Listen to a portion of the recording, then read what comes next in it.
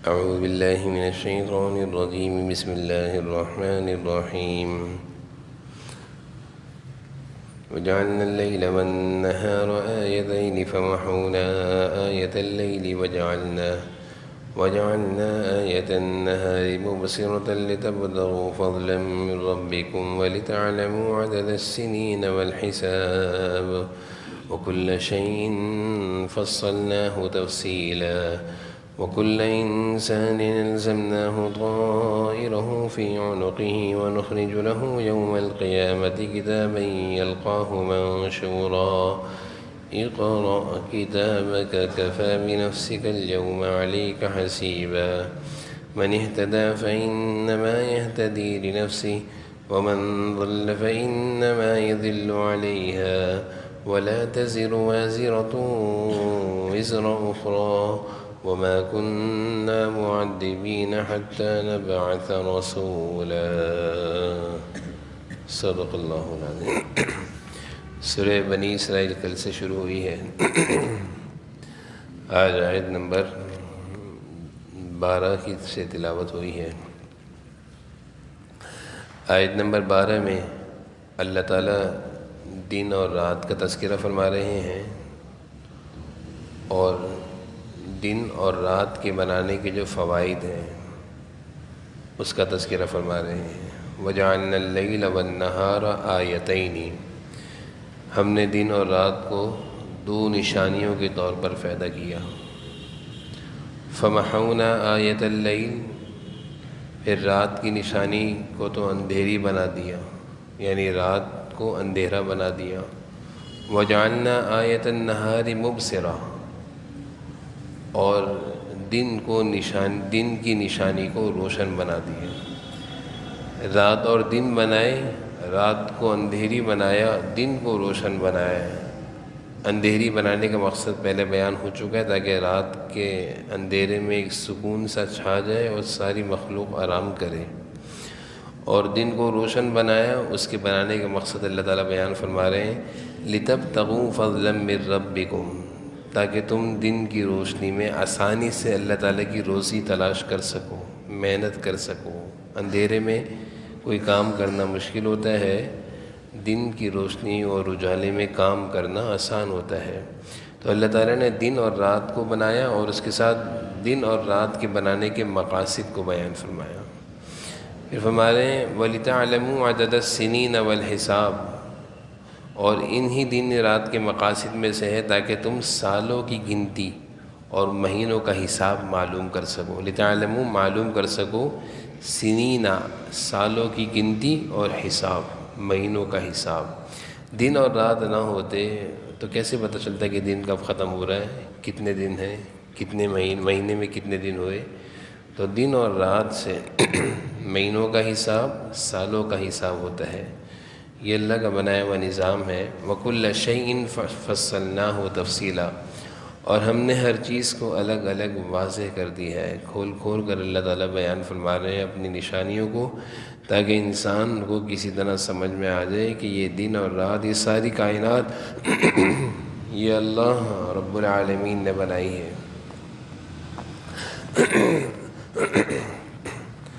آگے اللہ تعالیٰ اگلی آیتوں میں جو مضمون ہے بہت اہم مضمون ہے، اور اس مضمون کا عنوان جو ہے وہ انسان کا نامہ اعمال. وَكُلَّ إِنسَانٍ أَلْزَمْنَاهُ طَائِرَهُ فِي عُنُقِهِ، ہر شخص کے نامہ اعمال یعنی اس کے عمل کا انجام ہم اس سے گلے میں چمٹا دیں گے. عنقی کہتے ہیں گلے میں، الزمناہ لٹکا دیں گے. یعنی کل قیامت کے دن جب حساب و کتاب شروع ہوگا تو انسان کا نامہ اعمال اس کے گلے میں نشانی کے طور پر لٹکا دیا جائے گا کہ یہ ہے تمہارا نامہ اعمال. انسان کے کرتوت، اس کے کیے ہوئے کام، اس کی اچھائیاں اور برائیاں نامہ اعمال کی شکل میں، ایک کتابچے کی شکل میں اس کے گلے میں لٹکا دی جائے گی. وَنُخْرِجُ لَهُ يَوْمَ الْقِيَامَةِ كِتَابًا يَلْقَاهُ مَنشُورًا، اور قیامت کے دن ہم اس کا اعمال نامہ ایک تحریری شکل میں نکال کے اس کے سامنے کر دیں گے، وَنُخْرِجُ لَهُ، ہم نکال دیں گے یوم القیامہ، قیامت کے دن، کتاب سے مراد نامہ اعمال، یلقاہ منشورا، تحریری شکل میں اس کے گلے، اس کے سامنے کھول کر ڈال دیں گے، منشورہ کھول کر ڈال دیں گے۔ انسان کے اعمال اور اس کے کیے ہوئے کام اللہ تعالیٰ اتنی وضاحت کے ساتھ اس کے سامنے لا کر رکھ دیں گے کہ وہ کسی بھی طرح انکار نہیں کر سکے گا۔ دنیا میں تو بہت سارے اعمال اور کاموں کا انسان انکار کر دیتا ہے، جب دیکھتا ہے کسی نے دیکھا نہیں اور کوئی شواہد نہیں، کوئی ثبوت نہیں، کوئی دلائل نہیں، تو وہ آسانی سے انکار کر دیتا ہے، اور وہ اس انکار پر ڈٹ بھی جاتا ہے کہ میں نے کیا ہی نہیں ایسا، اگر کیا تو ثبوت دکھاؤ، گواہ دکھاؤ، شواہد دکھاؤ، پروف دکھاؤ۔ لیکن قیامت کے دن انسان کے جب نامہ اعمال کھلیں گے تو اس طرح کھل کر اس کے سامنے اللہ تعالیٰ کر دیں گے، کتابی شکل میں کھول کر اللہ تعالیٰ دکھائیں گے، دکھاؤ اس کو۔ اور پھر اس سے کہا جائے گا اقرأ کتابک، پڑھ اپنے نامہ اعمال کو۔ اقرأ مانے پڑھو، صرف دیکھایا نہیں جائے گا، دیا نہیں جائے گا، بلکہ اللہ کہیں گے پڑھ کے دیکھ لو صحیح ہے غلط ہے۔ کفا بنفسک اليوم علیک حسیبا، اور اس سے کہا جائے گا پڑھ لو اپنا نامہ اعمال، آج تم خود اپنا حساب لینے کے لیے کافی ہو۔ کفا بنفسک اليوم علیک حسیبا، آج کا دن تم خود کافی ہو اپنا حساب لینے کے لیے، یعنی تمہارے ہاتھ میں پورا حساب کتاب آ گیا ہے۔ اب تم خود حساب لگا سکتے ہو کہ میں نے دن کیسے گزارے، راتیں کیسی گزاری، میں نے جوانی کیسے گزاری، بڑھاپا کیسے گزارا، میں نے مال کہاں سے کمایا، کہاں کا لگایا، یہ سب حساب انسان لگا لے گا۔ یعنی 60 سالہ، 70 سالہ، 80 سالہ جتنی زندگی اللہ نے دنیا میں دی ہے، وہ پوری زندگی کتابی شکل میں انسان کے نامہ اعمال کی شکل میں بنا کر اس کے ہاتھ میں تھما دی جائے گی کہ بھائی پڑھ لو، اس میں کوئی کمی بیشی تو نہیں ہے۔ آج اپنا حساب انسان خود لے گا، خود کرے گا۔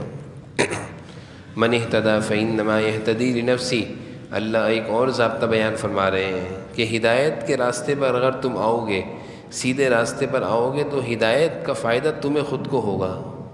سب سے پہلے انسان کو اچھائی کا فائدہ خود ہوتا ہے، پھر دوسروں کو پہنچتا ہے۔ اللہ فرما رہے ہیں کسی دوسرے کے فائدے سے پہلے تمہیں خود فائدہ ہوگا، تم خود اس ہدایت کے فوائد کو محسوس کرو گے۔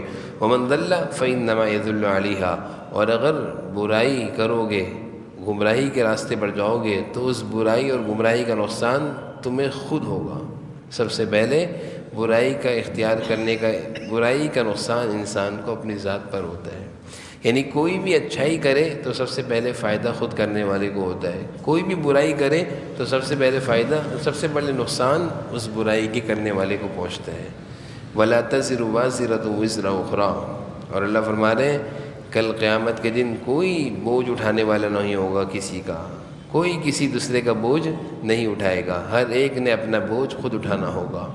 دنیا میں تو ایسا ہوتا ہے نا، کوئی انسان کسی مشکل میں، پریشانی میں ہو اور اس سے اس کا سامان اٹھ نہ رہا ہو تو کیا کہتے ہیں میں اٹھا لیتا ہوں، لیکن آخرت کی بوجھ سے مراد یہ ہے کہ کل قیامت کے دن کوئی یہ کہے کہ کوئی پھنس رہا ہو، مشکل میں ہو، کہ میں اس کی مدد کر کے اس کو بچا لوں گا، نہیں بھائی، باپ بیٹے کو نہیں بچا سکے گا، پھنستا ہوا دیکھ رہا ہوگا، جہنم میں جاتا ہوا دیکھ رہا ہوگا، لیکن کچھ کر نہیں سکے گا۔ وَلَا تَزِرُ وَازِرَةٌ وِزْرَ أُخْرَىٰ، کوئی کسی کا بوجھ اٹھا نہیں سکے گا۔ بوجھ اٹھانے کا وقت، صحیح راستے پر لانے کا وقت، کسی کو سمجھانے کا وقت یہ دنیا ہے، دنیا کسی کے کام آنے کا وقت یہ دنیا ہے۔ آج اگر ہم چاہتے ہیں کہ کل کسی کا بوجھ ہلکا ہو تو یہ دنیا میں اس کو نیکی کے راستے پر آپ لگا سکتے ہیں، خود بھی رکھ سکتے ہیں۔ وَمَا كُنَّا مُعَذِّبِينَ حَتَّىٰ نَبْعَثَ رَسُولًا، اور ہم کبھی کسی کو اس وقت تک سزا نہیں دیتے جب تک کہ ہم پیغمبر نہ بھیج دیں۔ یہ اللہ کا ایک قاعدہ ہے۔ اللہ، میں نے کہا نا ان آیتوں میں قواعد اور اصول بیان ہو رہے ہیں۔ اللہ فرما رہے ہیں ہم عذاب نہیں دیتے، معذبین مانے وما كنا معذبین، ہم عذاب اس وقت تک نہیں دیتے حتیٰ نبعث رسولا، جب تک کہ نبیوں کو نہ بھیجیں۔ یعنی سمجھانے والے آتے ہیں، وہ سمجھاتے ہیں انسان کو، اور پھر وہ جب نہیں مانتا اور اپنی بری زندگی بدعمالی سے نہیں رکتا تو پھر اللہ کی پکڑ آتی۔ یہ اللہ کا ضابطہ ہے۔ پہلے سمجھانے والے آتے ہیں، انسان کو سمجھاتے ہیں، پھر اس پر پکڑ آتی ہے۔ وَإِذَا أَرَدْنَا أَن نُّهْلِكَ قَرْيَةً أَمَرْنَا مُتْرَفِيهَا فَفَسَقُوا فِيهَا فَحَقَّ عَلَيْهَا الْقَوْلُ فَدَمَّرْنَاهَا تَدْمِيرًا۔ اور اللہ فرما رہے ہیں جب ہم کسی بستی کو ہلاک کرنے کا ارادہ کر لیتے ہیں، جب کسی بستی کے لوگ، کسی قوم کے لوگ مسلسل اللہ کی نافرمانی والے کام کرتے رہتے ہیں اور ان کو سمجھانے والوں کی بات سمجھ میں نہیں آتی، تو اللہ فرما رہے ہیں اردنا ان نہلک قریہ، کہ جب ہم کسی بستی کے لوگوں کی ہلاکت کا ارادہ کر لیتے ہیں، امرنا مترفیہا، تو اس بستی کے خوشحال لوگوں کو ایمان اور اطاعت کا حکم دیتے ہیں۔ امرنا مانے حکم دیتے ہیں، مترفیہا مانے خوشحال اور مالدار لوگوں کو، کہ ایمان اور اطاعت اور نیکی کی زندگی اختیار کر لو۔ لیکن جب وہ نہیں مانتے، فَفَسَقُوا فِيهَا، وہ اللہ کی نافرمانیاں کرتے ہیں وہاں پہ، بجائے ماننے کے گمراہی اور گناہوں پہ لگتے ہیں۔ فَفَسَقُوا مانے فسق و فجور، گناہوں کی زندگی میں لگتے ہیں۔ فَحَقَّ عَلَيْهَا الْقَوْلُ، تو پھر ان پر بات پوری ہو جاتی ہے، ان پر بات یعنی سمجھانے کی بات پوری ہو گئی۔ اب کیا ہوتا ہے؟ فَدَمَّرْنَاهَا تَدْمِيرًا، ان کو پھر ہم تباہ و برباد کر ڈالتے ہیں۔ یہ اللہ کا ضابطہ ہے۔ لیکن اس آیت میں ایک چیز تو بیان کری کہ انسان کی ہلاکت آنے سے قبل اللہ تعالیٰ انسان کو ہمیشہ موقع دیتے ہیں، ہر ایک کو موقع ملتا ہے۔ کوئی یہ نہیں کہہ سکتا کہ مجھے موقع نہیں ملا، سب سمجھدار ہیں، سب کو پتہ ہے صحیح کیا ہے غلط کیا ہے۔ آج کے دور میں کوئی یہ کہے کہ مجھے کوئی سمجھانے نہیں آیا، تو اللہ تعالیٰ نے سمجھ، عقل، شعور دیا ہے، وہ خود سوچ سمجھ سکتا ہے کہ میں کیا صحیح کر رہا ہوں، کیا غلط کر رہا ہوں۔ اور دوسری چیز اللہ تعالیٰ نے فرمائی امرنا مترفیہا، کہ مالدار لوگوں کو اللہ تعالیٰ خوشحال لوگوں کو حکم دیتے ہیں، ان سے اللہ تعالیٰ ہدایت کے راستے کو کھولتے ہیں کہ یہ ایمان لے آئے، یہ سیدھے راستے پر آ گئے تو چھوٹے لوگ خود ہی آ جائیں گے۔ قوم کے عمراء، وزراء، قوم کے لیڈر اگر وہ سیدھے ہو جائیں تو ساری قوم سیدھی ہو جاتی ہے۔ گھر کا بڑا اگر صحیح ہو تو چھوٹے بھی صحیح ہوتے ہیں، بڑا بھائی صحیح ہوتا ہے تو چھوٹے بھائی بھی صحیح ہوتے ہیں۔ اس لیے اللہ فرما رہے ہیں پہلے ہم خوشحال لوگوں کو حکم دیتے ہیں کہ تم سیدھے ہو جاؤ، تمہارے پیچھے پوری قوم چل رہی ہے، تم صحیح ہو گئے تو ساری قوم صحیح ہو جائے گی۔ امرنا مترفیہا، ہم اس قوم کے خوشحال لوگوں کو، مالدار لوگوں کو نیکی اور اطاعت کا حکم دیتے ہیں، لیکن جب وہ فسق و فجور میں پڑے رہتے ہیں تو فحق علیہ القول، اللہ کی بات ان پر پوری ہو جاتی ہے۔ فدمرناہا تدمیرا، ہم ان کو تباہ و برباد کر دیتے ہیں۔ تو خوشحالی اور مالداری یہ اللہ کی نعمت ہے، لیکن یہ انسان کی ہلاکت اور عذاب اور وبال کا سبب بھی بن سکتی ہے۔ پھر قوموں پر ہلاکت اور عذاب ان خوشحال اور مالدار اور ان لیڈروں کی وجہ سے ہی آتا ہے۔ اگر یہ لیڈر صحیح ہو جائیں تو ساری قوم صحیح ہو جائے۔ وَكَمَا أَهْلَكْنَا مِنَ الْقُرُونِ مِن بَعْدِ نُوحٍ، اور کتنے ہی نسلیں ہیں جو ہم نے نوح کے بعد ہلاک کی۔ حضرت نوح علیہ السلام کے بعد اللہ تعالیٰ فرما رہے ہیں کتنی قوموں کو ہم نے ہلاک کیا۔ وَكَفَىٰ بِرَبِّكَ بِذُنُوبِ عِبَادِهِ خَبِيرًا بَصِيرًا، اور تمہارا رب اپنے بندوں کے گناہوں سے پوری طرح باخبر ہے، سب کچھ دیکھ رہا ہے۔ وَكَفَىٰ بِرَبِّكَ، اور تمہارا رب کافی ہے، بِذُنُوبِ عِبَادِهِ، بندوں کے گناہوں، بِذُنُوب گناہ، عبادی بندوں کے گناہوں سے، خبیراً باخبر ہے، بصیراً دیکھ رہا ہے۔ اللہ تعالیٰ انسانوں کے سارے کاموں کو، اس کے سارے معاملات کو اچھی طریقے سے دیکھ رہے ہیں، باخبر ہیں۔ ساری دنیا سے چھپ کر ہم کوئی کام کر سکتے ہیں، لیکن اللہ سے چھپ کر ذرہ سا کام بھی نہیں کر سکتے۔ کوئی چیز ایسی نہیں جو اللہ سے مخفی ہو۔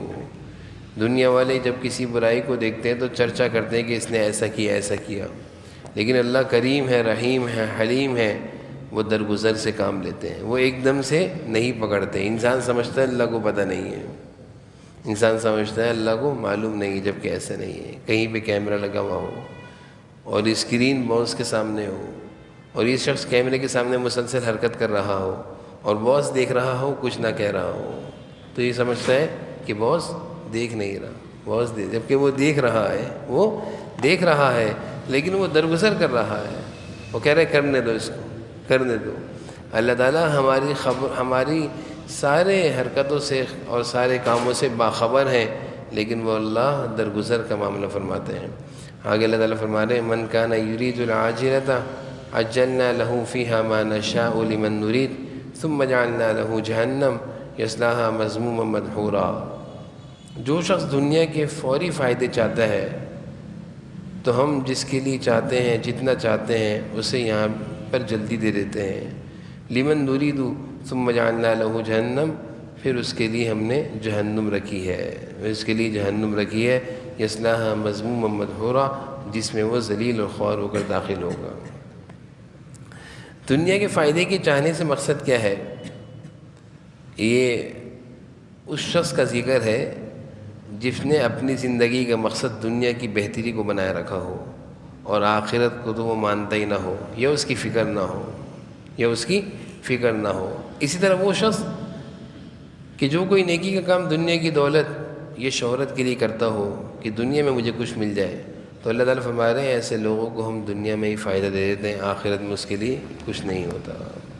بہت سارے لوگ دنیا میں بہت سارے نیک کام کرتے ہیں، اللہ تعالیٰ معاف فرمائے، اور اس نیک کام کرنے کا مقصد یہ ہوتا ہے کہ لوگ میری تعریف کریں گے، تو یہ جلدی فائدہ چاہ رہا ہے۔ یہ کیا چاہ رہے ہیں؟ جلدی فائدہ، یعنی دنیا میں ہی فائدہ چاہ رہے ہیں۔ لوگوں میں میری واہ واہ ہوگی، لوگوں میں میری شہرت ہوگی، ان کا مقصد دنیا ہوتا ہے کہ بس دنیا میں مجھے کچھ مل جائے۔ تو اللہ فرما رہے ہیں ہم اس کو عجلنا، دنیا میں جلدی دے دیتے ہیں، جو جلدی چاہتا ہے اس کو دنیا میں ہی دے دیتے ہیں، اور آخرت میں اس کے لیے کیا ہے؟ جہنم ہے۔ تو اپنے اعمال کا بدلہ، اپنی نیکیوں کا بدلہ اور نیکیوں پر اللہ کی طرف سے اجر، اس کی بالکل دنیا میں تمنا نہیں رکھنی چاہیے۔ آج کل کیا ہوتا ہے، میں نے اس کے ساتھ نیکی کری، اس نے میرے ساتھ، مجھے اس نے یہ صلہ دیا، تو اس کا مطلب یہ تھا کہ ہم نے نیکی اس لیے کی تھی کہ وہ ہمیں دنیا میں صلہ دے گا۔ تو دنیا کا صلہ تھوڑی چاہنا ہے ہم نے۔ اگر یہ چیز، یہ آیت ہمیں سمجھ میں آ جائے تو سارے جھگڑے ختم ہو جائیں۔ آج کل یہی جھگڑے ہیں، آج ہمارے درمیان معاشرے کے یہی جھگڑے ہیں کہ میں نے اس کے ساتھ یہ کیا تھا، اس نے میرے ساتھ یہ کر دیا۔ اگر اس نے برا کیا، ہم نے اچھا کیا، ہم نے تو اللہ کے لیے کیا تھا۔ ہم یہاں تھوڑی اجر چاہیں گے، ہم نے اپنی ہر نیکی کا اجر، ہر عمل کا اجر اللہ سے آخرت میں لینا ہے۔ اس آیت میں اللہ تعالیٰ ان لوگوں کو خبردار کر رہے ہیں جو نیکی کرتے ہیں یہ سوچ کر کہ دنیا میں مجھے کچھ مل جائے گا، لوگوں میں میری شہرت ہو جائے گی، لوگوں میں میری واہ واہ ہو جائے گی، لوگوں کی نظروں میں اچھا ہو جاؤں گا، کوئی مجھے کچھ دے دے گا، تو اللہ فرما رہے ہیں ٹھیک ہے ہم اس کو دنیا میں نمٹا دیتے ہیں، لیکن آخرت میں اس کو ہم جہنم میں ڈالیں گے۔ یعنی ریاکار، اس کو ایسے آدمی کہتے ہیں ریاکار، دکھاوے کے لیے کوئی نیک کام کرنے والا، اس کی سزا ہے جہنم۔ اور حدیث میں اس کی بڑی وعیدیں آئی ہیں، حدیث میں اس کی بڑی وعیدیں آئی ہیں کہ جیسے کہ حدیث میں آتا ہے ریاکار سے جہنم کو دھکیلا جائے گا، جہنم کو بھڑکایا جائے گا۔ سب سے پہلے ریاکار لوگوں کو جہنم میں ڈالا جائے گا، جو اپنی نیکی، چاہے وہ جہاد ہو، چاہے وہ سخاوت ہو، چاہے وہ علم دین کی خدمت ہو، اتنے بڑے بڑے کام ہیں دین کے، لیکن کس لیے کرتے تھے؟ لوگوں کو دکھانے کے لیے۔ سب سے پہلے جہنم میں ان لوگوں کو ڈالا جائے گا، اور یہ آیت بھی بتا رہی ہے کہ ایسے لوگ کہاں جائیں گے؟ جہنم میں۔ ریاکاری، دکھاوا بڑا سخت گناہ ہے۔ آگے اللہ فرما رہے ہیں ومن اراد الآخرہ، اور جو اپنے ہر عمل سے آخرت چاہتا ہو، اراد الآخرہ مانے آخرت کا ارادہ رکھتا ہو، وسعی لہا سعیہا، اور اسی آخرت کے لیے کوشش کر رہا ہے، سعی مانے کوشش، اس کی ساری کوشش کس کے لیے؟ آخرت کے لیے۔ یہ عظیم انسان ہے، وہو مؤمن، اور وہ ایمان والا بھی ہے، فاولئک کان سعیہم مشکورا، ایسے لوگوں کی کوشش پوری اللہ تعالیٰ قدردانی کریں گے، ایسے لوگوں کی کوشش کی اللہ تعالیٰ مشکورہ مانے قدردانی کریں گے۔ یعنی جن کی نیکیاں اور جن کے کام اور جن کی بھلائیاں اور جن کی اچھائیاں اور جن کی خیر خواہی والے کام ایمان کے ساتھ ہوں، ایمان وہو مومن، ایمان کے ساتھ ہوں، اور ارادہ کیا ہو؟ آخرت کا اجر، اللہ فرما رہے ہیں ہم اس کی خوب قدردانی کریں گے، اس پر خوب آخرت میں اجر دیں گے۔ کلن نمد ہؤلاء وہؤلاء من عطاء ربک، اے پیغمبر جہاں تک اس دنیا کا معاملہ ہے تو تمہارے رب کی عطا کا تعلق تو ہم ان کو بھی اس سے نوازتے ہیں اور ان کو بھی نوازتے ہیں۔ یعنی اس دنیا میں اللہ کی عطا کافر لوگوں کے لیے بھی ہے، ایمان والوں کے لیے بھی ہے، تقوی والوں کے لیے بھی ہے، اور گنہگاروں کے لیے بھی ہے۔ یعنی دنیا کا معاملہ یہ ہے کہ اللہ تعالیٰ اس دنیا میں تو سب کو دیتے ہیں، اب یہاں سے اس آیت سے اعتراض ختم ہو گیا. بہت سارے لوگ کہتے ہیں کہ دنیا میں تو کافر لوگ بڑے مزے کر رہے ہیں. تو اللہ کہتا ہے دنیا سب کے لیے ہے, دنیا سب کے لیے برابر ہے. یہاں پہ اللہ نے وضاحت کر دی, ہا اولا و ہا اولا, ایمان والا ہو یا کافر ہو, نیک ہو یا گنہگار ہو, سب کو دیں گے.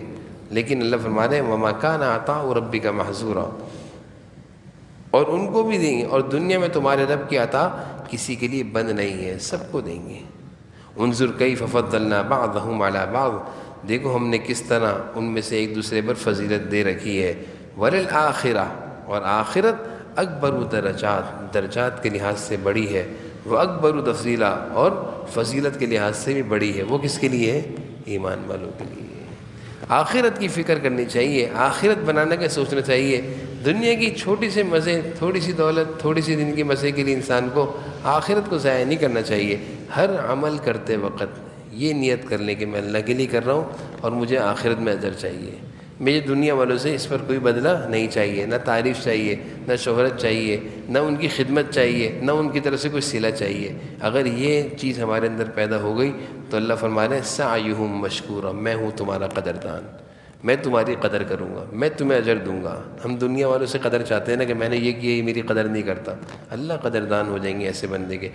وَلَا تَجْعَلْ مَعَ اللَّهِ إِلَٰهًا آخر فَتَقْعُدَ مَذْمُومًا مَخْذُولًا, اللہ کے ساتھ کسی اور کو معبود مت بناؤ. لا تجعل مع اللہ, اللہ کے ساتھ کسی کو معبود مت بناؤ.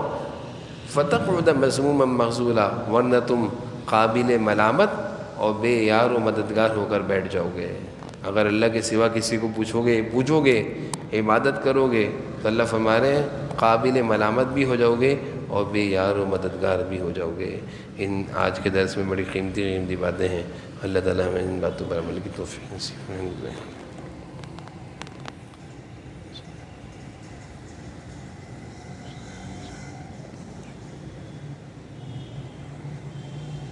صلی اللہ علیہ وسلم.